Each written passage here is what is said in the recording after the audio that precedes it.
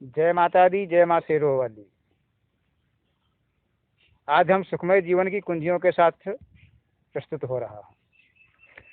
सनातन संस्कृत का महाभारत जैसा ग्रंथ भी ईश्वर ज्ञान के साथ शरीर स्वास्थ्य की कुंजियां धर्मराज युधिष्ठिर को पितामह भीष्म के द्वारा दिए गए उपदेशों के माध्यम से हम तक पहुंचाता है।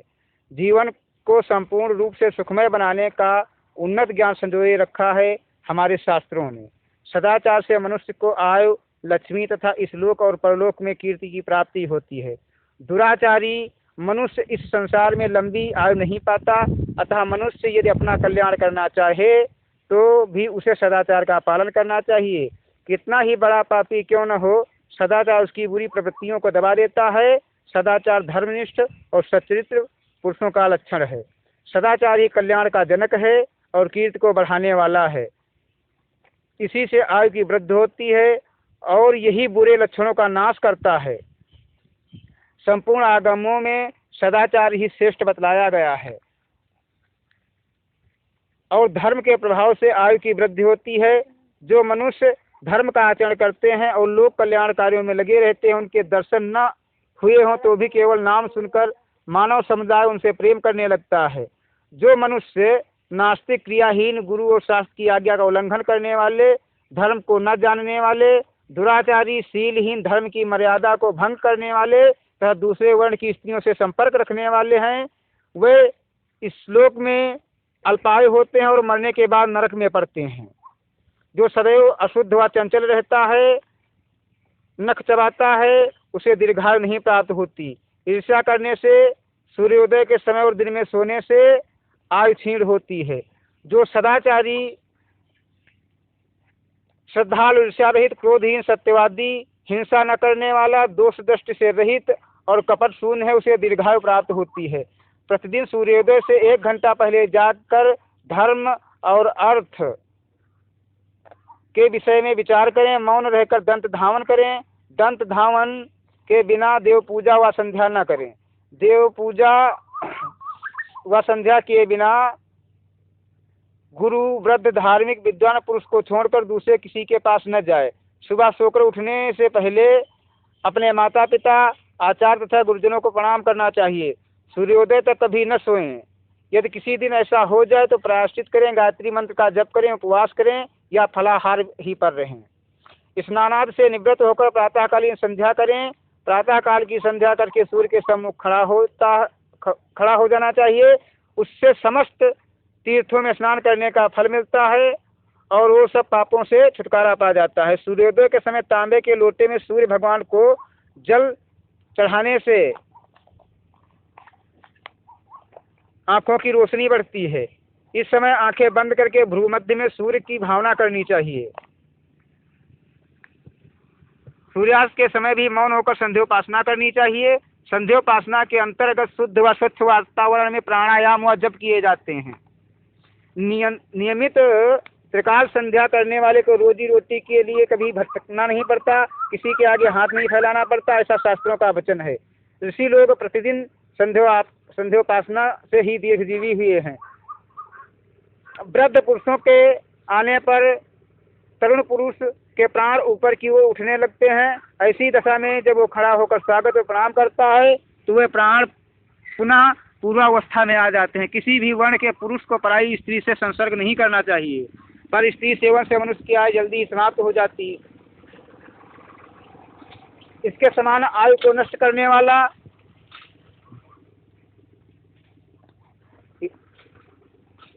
अमावस्या, पूर्णिमा, चतुर्दशी और अष्टमी तिथि को स्त्री समागम न करे। अपनी पत्नी के साथ भी दिन में तथा ऋतुकाल के समय अतिरिक्त समय में समागम न करे। इससे आयु की वृद्धि होती। सभी पर्वों के समय ब्रह्मचर्य का पालन अति आवश्यक है। यदि पत्नी रजस्वला हो तो उसके पास न जाएं तथा उसे भी अपने निकट न बुलाएं। शास्त्र की अवज्ञा करने से जीवन दुखमय होता है। दूसरों की निंदा, बदनामी और चुगली न करे। औरों को नीचा न दिखाए। निंदा करना अधर्म बताया गया है। दूसरों की और अपनी निंदा नहीं करनी चाहिए। क्रूरता भरी बात न बोलें। जिसके कहने से दूसरों को उद्योग होता है वह रुखाई से भरी हुई बात नरक को ले जाने वाली होती है, उसे कभी मुंह से न निकालें। बाणों से बिंधा हुआ और फरसे से कटा हुआ वन पुनः अंकुरित हो जाता है, किंतु दुर्वचन रूपी शस्त्र से किया हुआ भयंकर घाव कभी नहीं भरता। हीनांग, अंधे, काने आदि अधिकांग, छांगुर आदि अनपढ़, निंदित, कुरूप, धनहीन और असत्यवादी मनुष्य की खिल्ली नहीं उड़ानी चाहिए। नास्तिक, वेदों की निंदा, देवताओं के प्रति अनुचित आक्षेप, द्वेष, उद्दंडता और कठोरता, इन दुर्गुणों का त्याग कर देना चाहिए। मल मूत्र त्यागने और रास्ता चलने के बाद तथा स्वाध्याय भोजन से करने से पहले पैर धो लेने चाहिए। भीगे पैर भोजन तो कभी नहीं करना चाहिए। भीगे पैर भोजन करने वाला मनुष्य लंबे समय तक जीवन धारण करता है। परोसे हुए अन्न की निंदा नहीं करनी चाहिए। मौन होकर एकाग्र चित्त से भोजन करना चाहिए। भोजन काल में यह अन्न पचेगा या नहीं इस प्रकार की शंका नहीं करनी चाहिए। भोजन के बाद मन ही मन अग्नि का ध्यान करना चाहिए। भोजन के अंत में दही नहीं मट्ठा पीना चाहिए तथा एक हाथ से दाहिने पैर के अंगूठे पर जल छोड़ ले, फिर जल से आँख, नाक, कान व नाभि का स्पर्श करे। पूर्व की ओर मुख करके भोजन करने से दीर्घायु और उत्तर की ओर मुख करके भोजन करने से सत्य की प्राप्ति होती है। भूमि पर बैठकर ही भोजन करे, चलते फिरते भोजन कभी न करे। किंतु दूसरे के साथ एक पात्र में भोजन करना निषिद्ध है। किसी रजस्वला स्त्री को न छुएं। अगर छुआ हो तो जिसमें से सार निकाल लिया गया हो ऐसा अन्न कदापि न खाएं। जैसे तिलों का तेल निकालकर बनाया हुआ गजक, क्रीम, निकाला हुआ दूध, रोगन, तेल निकाला हुआ बादाम, अमेरिकन बादाम आदि। किसी अपवित्र मनुष्य के निकट या सत्पुरुष के सामने बैठकर भोजन न करे। सावधानी के साथ केवल सवेरे और शाम को ही भोजन करे। बीच में कुछ खाना उचित नहीं है। भोजन के समय मौन रहना और आसन पर बैठना उचित है। निषिद्ध पदार्थ न खाएं। रात्रि को के समय खूब डटकर भोजन न करें। दिन में भी उचित मात्रा में सेवन करें। तिल की चिक्की, गजक और तिल के बने भारी पदार्थ जिनको चबाने से जीवन शक्ति अधिक खर्च होती है, इसलिए इनका सेवन स्वास्थ्य के लिए उचित नहीं है। जूठे मुँह पढ़ना, पढ़ाना, शयन करना, मस्तक का स्पर्श करना कदापि उचित नहीं। यमराज जी कहते हैं, जो मनुष्य जूठे मुँह उठकर दौड़ता है और स्वाध्याय करता है, मैं उसकी आयुष नष्ट कर देता हूँ, उसकी संतानों को भी उससे छीन लेता हूँ।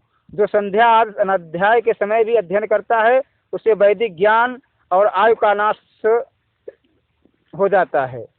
भोजन करके हाथ मुंह धोए बिना सूर्य, चंद्र, नक्षत्र इन विविध तेजों की ओर कभी दृष्टि नहीं डालनी चाहिए। मलिन दर्पण में मुंह न देखें। उत्तर व पश्चिम की ओर सिर करके कभी न सोएं। पूर्व या दक्षिण दिशा की ओर ही सिर करके सोएं।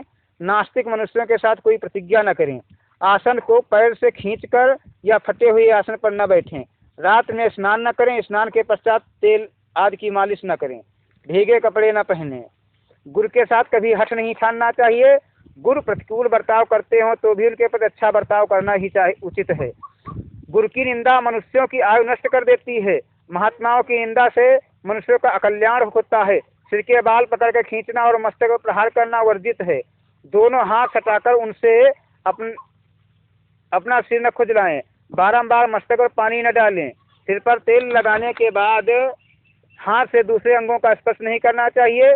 दूसरों के पहने हुए कपड़े, जूते आदि न पहने। शयन, भ्रमण तथा पूजा के लिए अलग अलग वस्त्र रखें। सोने की माला कभी भी पहने शुद्ध नहीं होती। संध्या काल में नींद, स्नान, अध्ययन और भोजन करना निषिद्ध है। पूर्व या उत्तर की ओर मुँह करके हजामत बनवानी चाहिए, इससे आयु की वृद्धि होती है। हजामत बनवाकर बिना नहाए रहना आयु की हानि करने वाला है। जिसके गोत्र और प्रवर अपने ही समान हो तथा जो नाना के कुल में उत्पन्न हुई हो, जिसके कुल का पता ना हो, उसके साथ विवाह नहीं करना चाहिए।